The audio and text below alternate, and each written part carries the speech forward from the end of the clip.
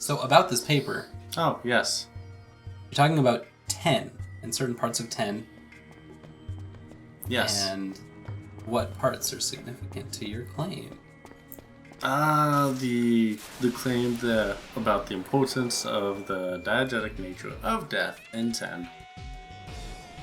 And we talked about diegesis and how it's the plot stuff. Yes, it's basically the plot stuff, and the only reason why I have to specify the diegetic nature is because Of how important the non-diegetic stuff is, too. Yeah, I mean, You can die in the game and have no consequences. well, you as the player has the consequence of having to do everything over again, Yeah. but there's nothing plot-wise that's of consequence. Within the isolated universe, yes. there is no consequence. Yes. Oh, shoot. That was quick. Alright, one down. What's this guy hiding from us? I don't know. Ooh. I'm actually genuinely trying to find the way out. But I'm not doing a good job. Doing too good of a job. Yeah. And so I have to Yes. specify diegetic. Just because video games, specifically this game, has a non. Because video games. Yes. So. That all makes perfect sense to me. Yeah. So to do it, there's a lot of religious aspects with death, seeing as how, there's a lot of rites, rituals, a lot of You have ideas. Yuna, who is doing this ritual, the pilgrimage, right? The pilgrimage, some of those do sendings. But even without rites and rituals, there are things that happen to the deceased that mirror that of Japanese folklore and Buddhism. So Japanese religion. Which is the second. It's so good, has to take 2 papers to write it. Pretty much. It's like, yeah, I'm doing on the same topic, but like about almost the same thing, but there's enough of the viewpoints that I can put it into. So you're actually double dipping this paper for 2 classes. yes. The same topic, similar topics, stretched between one class that is on death and one class that is on Final Fantasy. Religions in Japan. Oh, religions, well, arguably similar. Depending on which game. Depending on which game. One of these games is Japanese religion. The others, though. Yeah. Oh. Chocobo ran away for me, so I didn't have to. Yeah. Guy, Chocobo. Okay. So, one of the key things is fireflies. Yeah, you were saying something about the Pyreflies. Yes. That's what brought us all to this, like, an hour ago. Yes. When you die in Final Fantasy X, your soul, your hopes, your dreams, everything like that manifests into ethereal beings called fireflies. Hello, Goldwings. Good to see you. Looks like the Gullwings are famous now. Yep. This is a fact. Chief Tobley told us the Goldwings are very, It's very Tobley. kind, yeah? Yay. They will do anything you ask. This is true. I guess fame has a price. We will do anything that you ask. What kind of favor? Chief throwing a festival, singing and dancing and celebration. Yay. We're seeking musicians for a troupe, yes. Where could they be? We dropped musicians off like an hour ago. You want us to? Yeah, pretty much. Never seen them again. Thank you. If you find musician, give them this letter, yes? Side quest. By the way, they're in the Moonflow. Spoiler alert. Jerk. Well, we saw them earlier today, even. Alright.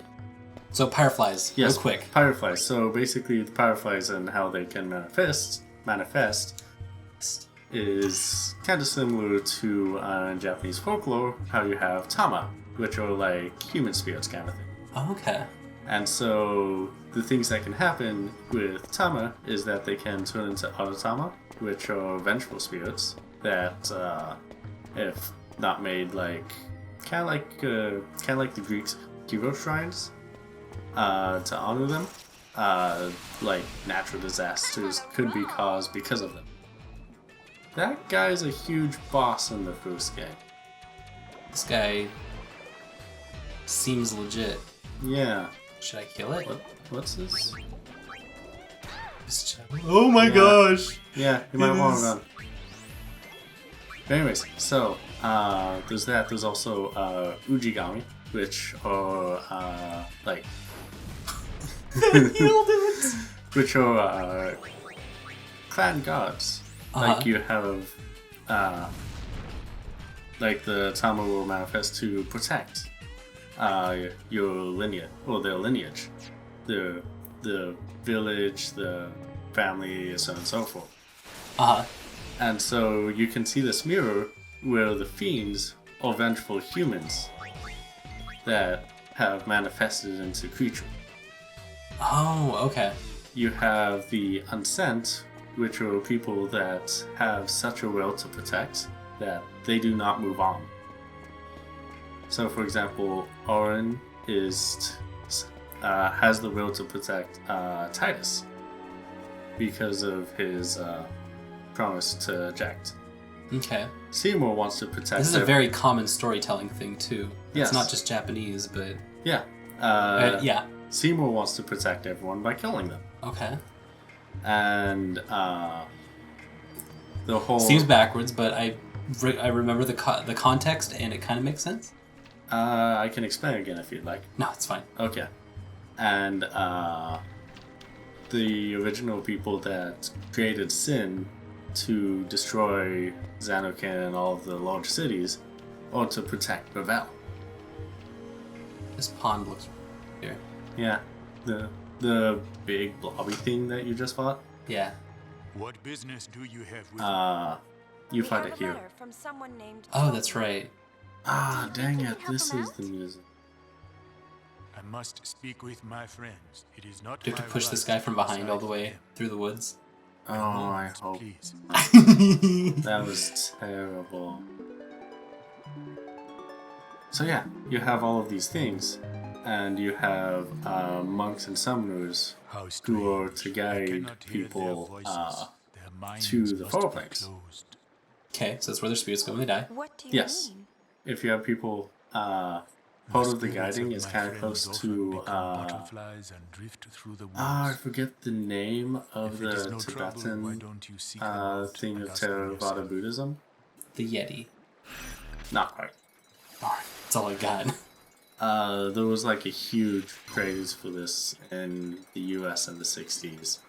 And a lot of, it was actually it was one of the things that actually caused like the huge spike in drug usage. Because there was a book published about the death guiding rituals, and people were like, whoa, this is trippy. But, so... Making musicians happen. Nice. Music is real. So, in a sense, kind of, these monks, or monks and summoners, one of the things that they do is help guide people to the far planes, or nirvana, or heaven. Just that peaceful afterlife. And then there's complications with that. Yep. Getting people to the afterlife. Not easy. No, it's not. I can see where you're getting a whole essay from. Yeah. Or two. Yes. One on death and one on religion. Yes. Which are pretty intertwined in a lot of ways. Yes. I was gonna All your friends are butterflies. say something else that made it, that kind of tied what I was saying a little bit easier. Now I forget. That's good. Yes. Don't worry. Oh, if I had my notes. I know that it's something, because the Dreaming of the Faith, which is where Titus is from, where you have dreams, Anakin, and stuff like that. Oh, right. He's from like a dream world, isn't he? Yeah. Spoilers! spoilers from the game before this, and I found your friends. What do you want? I don't have to push him. I'm running into this guy. maybe they're outside the area. F. Probably. There's a huge philosophical, Quandary. yes, about dreams and reality. Oh, okay. And so a lot of it mirrors some of the main themes of Spira, of how to wake up to reality. Oh, there's the blue butterfly. Told ya. Gosh darn, gosh darn. There's all these monsters out here, too. This kind of sucks.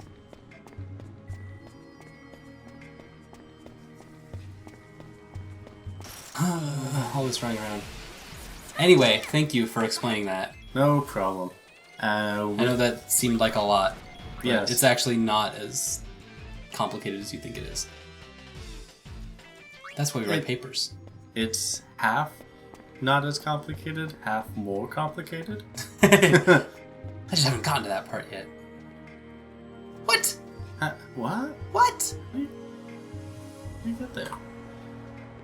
Walk away. That's weird. It's rude. Yeah. That is inconsiderate. Ooh.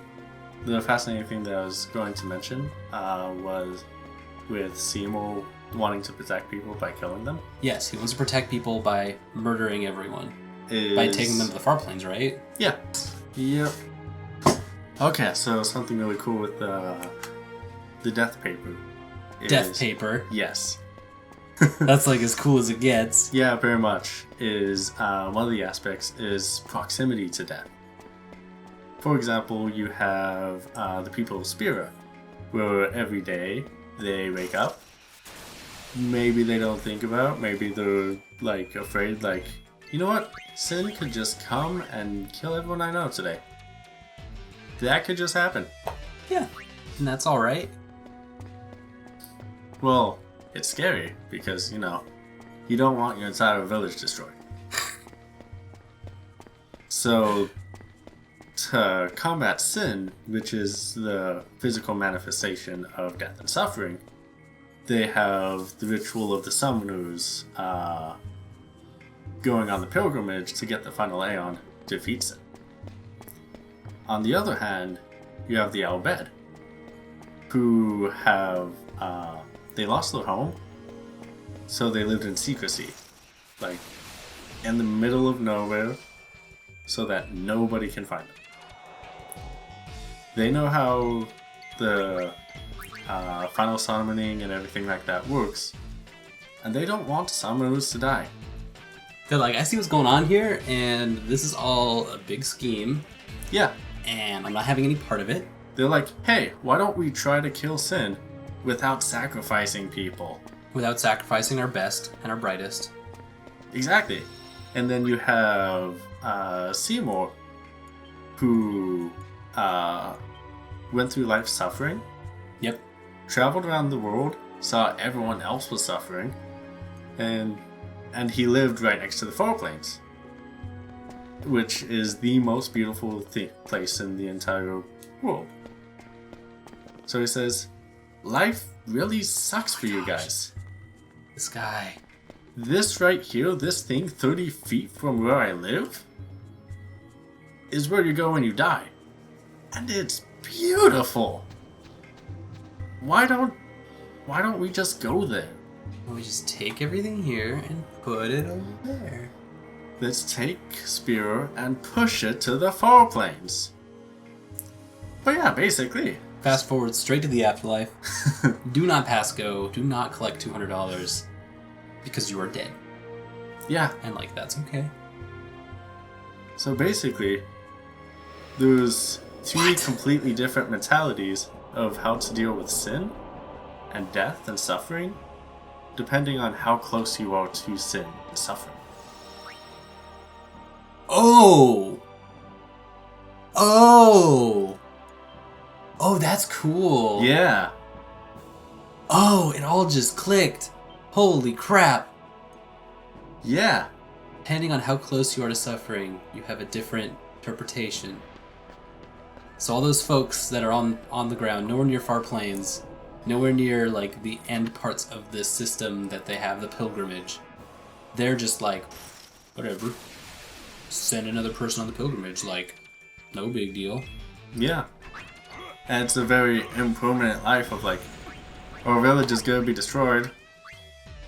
Might as well do this. Maybe tomorrow, maybe 10 years, so we'll just rebuild. That's fine.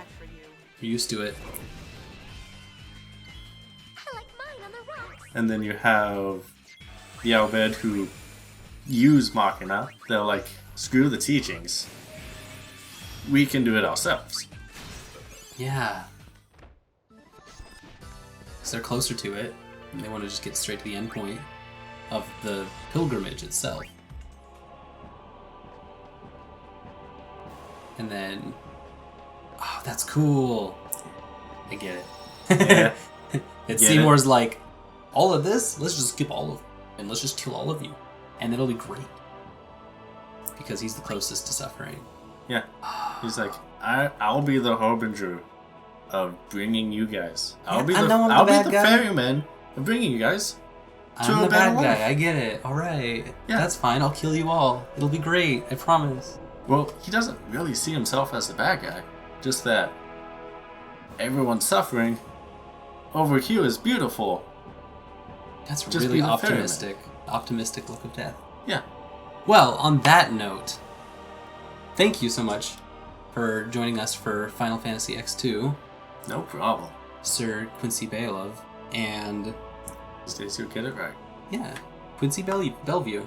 Yes. Thank you, everyone, for watching RDLP today, and I'm so glad that I get to be able to make this for you. And we will see you next time for more episodes of RDLP. Fly high and dream big.